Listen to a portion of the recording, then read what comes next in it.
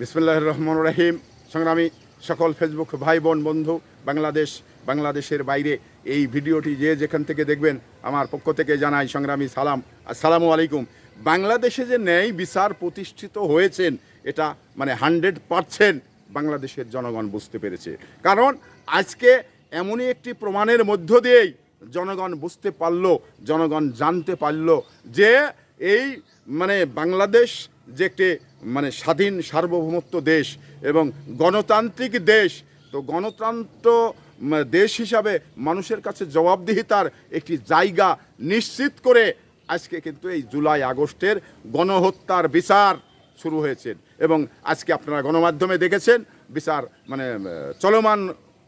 চলমান রয়েছেন। তো সেই বিচারে এবার আন্তর্জাতিক আদালতে মানবাধিকার লঙ্ঘন করে যে হাসিনা খুন খরাবি করেছেন এর বিচার নিশ্চিতভাবে একবার স্বচ্ছভাবে এই বাংলাদেশের মাটিতে হবে। এটা আমরা বুঝতে পারছি, এটা আমরা নিশ্চিত হয়ে গেছি।